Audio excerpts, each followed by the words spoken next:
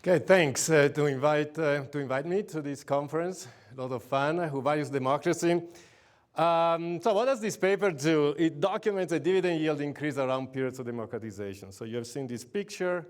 It's kind of intriguing. So time t here is the time when the democratization starts, and then you benchmark at t-3. You see that it's been going up at similar magnitude to financial crisis. We know about that paper from some time ago, and so it's relevant.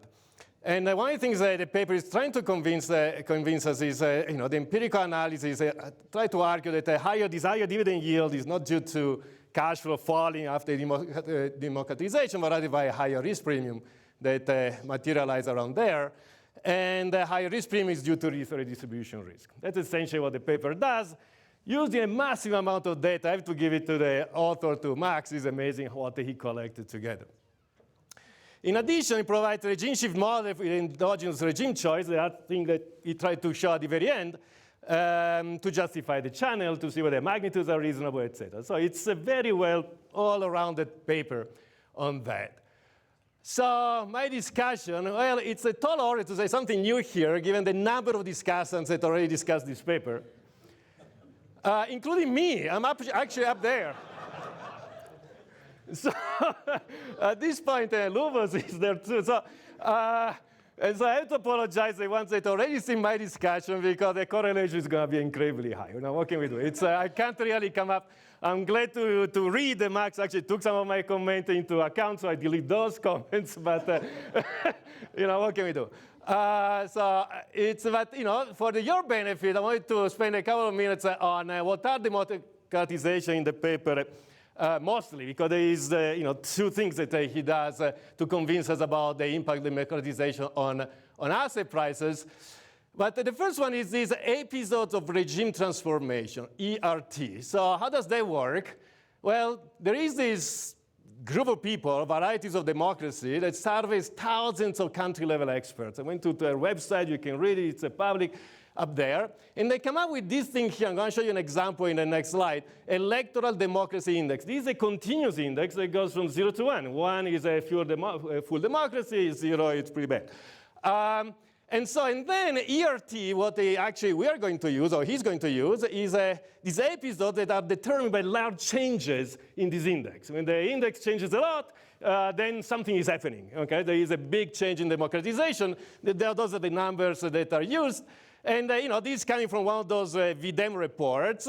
You see that they put actually names to these things: closed autocracy, electoral democracy, electoral liberal democracy. And we hope to go that way. Over the last 200 years, as Max said, we are moving in that direction. Okay, autocratization is going the wrong, from my perspective, way. Okay, and so here is one I thought is just so that everybody's on the same page.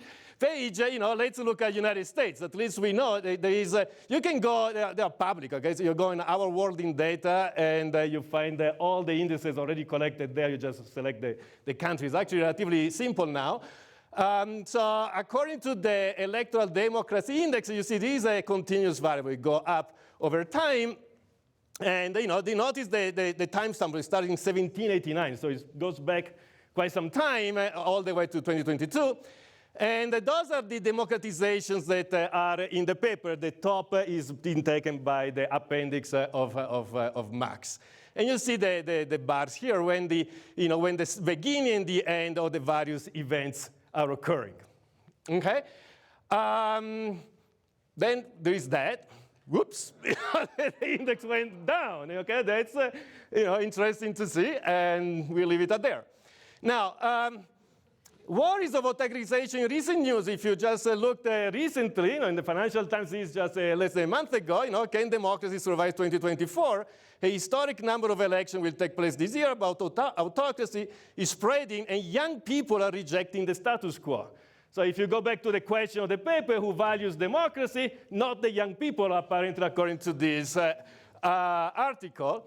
And this is kind of all from data from the New York Times. Okay, so the twilight of democracy, red means that the more countries are moving more autocracy rather than the other way around. So for many years it was blue, we are getting better, but now, these are using essentially the same data that Max is using. We are going backward in that sense. And indeed, the economic power shifts towards autocratic rule, share the world GDP by regime type. These are, again, the same data source that Max is using. You see that, that's the amount of GDP being produced now, not in democracies. So, Max's research is clearly topical, except it is reversed, okay? So he's talking about the democracy, but now we're worrying actually about going the other direction.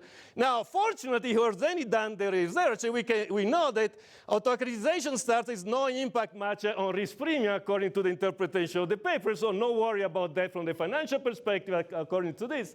He already done the research on that front.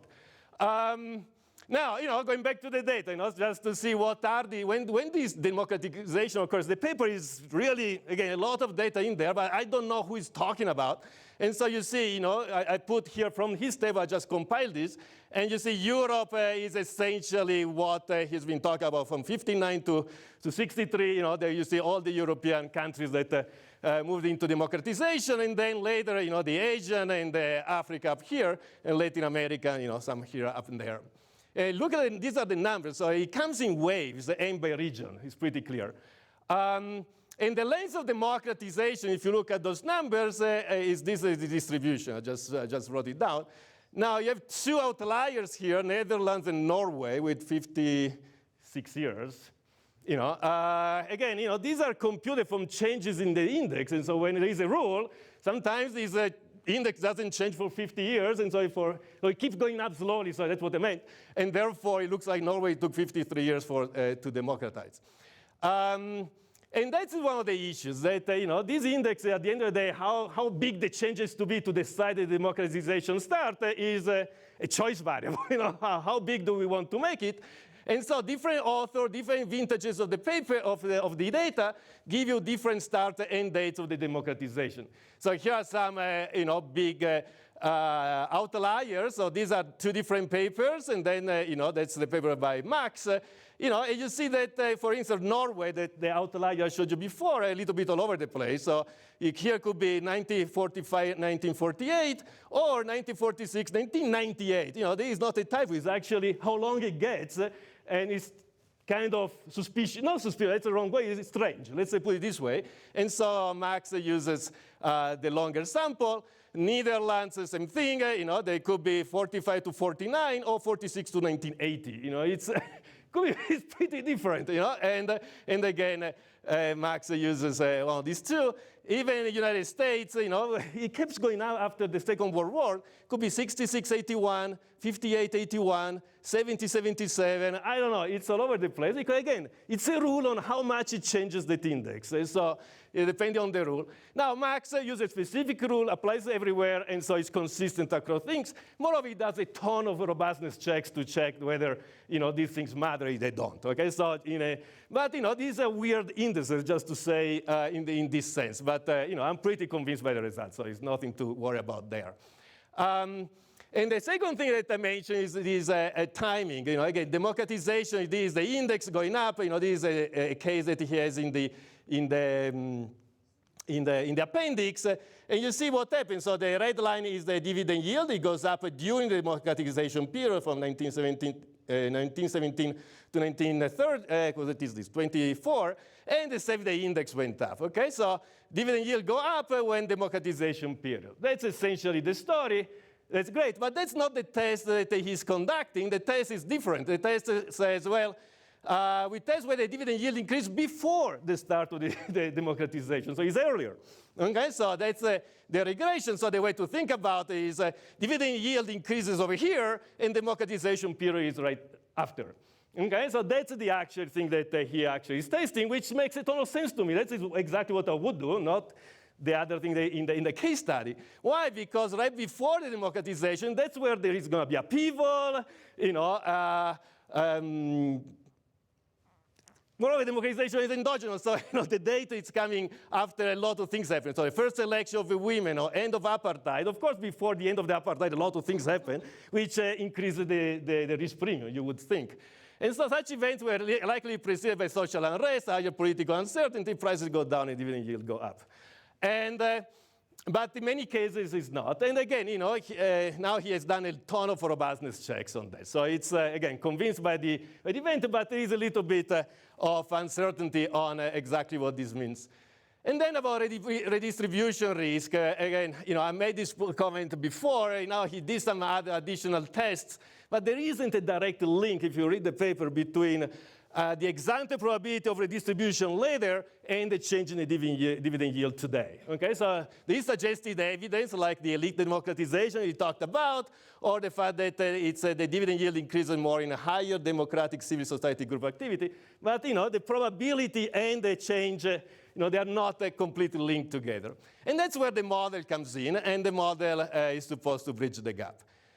You saw the model, so I'm not going to talk about it. I only have a couple of minutes. The only comment I have on the model is the description that Max also made, is this one, that the main state variable is this mu t, which is the fraction destroyed by the revolution if the revolution were to occur, which it doesn't in equilibrium. That's an off-the-path outcome. Why? Because mu t revolution is more likely than the drops. The revolution is more likely, let's give voting rights. However, first, we don't know why is this thing moving over time, and also what is the empirical counterpart to it. So if you see the calibration is calibrated to generate the probability of democratization that makes sense, not from fundamental, there is something that is moving up and down and somehow it's triggering something happening. It's literally, well, we need to have 50% of failed democratization and 50% don't, and so we just compute what are the probability of this variable. In principle, you could do something different, like keep mu constant, you need it for this disaster risk, and change the time-varying personal cost of a revolt. If the Pope says democracy is important, well, your cost just went down. Just go out and make noise, because the Pope said it's okay. It's a personal cost to actually revolt. Now, I cannot not talk about my work with Lubos for 2 slides, because it looks like the timing that I showed you before really fits exactly what Lubos and I have been working on in our earlier work, in which we introduced these 2 types of policy uncertainty. One, we call it political uncertainty, which is uncertainty of what politicians will do, the elites in the case of Max. And then policy impact uncertainty, which is uncertainty on the impact of new policies. Even if you know what they're going to do, you don't know what is going to be the long-term impact of these new policies. We came up with a stochastic discount factor that came up with a bunch of price shocks. There is a capital shocks, there is impact shocks, the policy impact, and then there are the political shocks, these guys over here, that these are about learning about political cost of new policies, which could be a learning model, the one that Max is talking about, in the sense that finding out what is the political cost of going into democracy for the elites.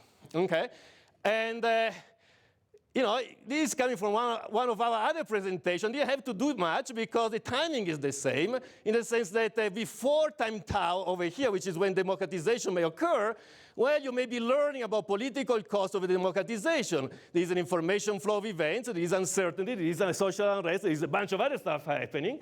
And so all the effects are going to come here. And then at time tau, that's the beginning of our democratization event in our model, which even in our case, either it succeeds or it doesn't. It's exactly the same model. If a government retains current policies, a failed democratization, which is 50% of the time, according to the data that Max said. But now if you focus on before, which is exactly the test is doing, right? So he's looking at the change in dividend yield in this area, not in that area, then, well, our paper just say everything. So it's, you have a risk premium increase, check. You have any price decline, which is over here, check. Volatility increases, new test that he's doing, and actually works out. And in our model, correlation across firms would increase, but that is probably hard to test given that you don't have individual stocks. Anyway, so it looks like the other model, at least embedding with this learning mechanism, could also help deliver a number of predictions that you have in the paper. In any case, I'm amazed by the empirical robustness of his findings, and again, it's a very interesting set of empirical results.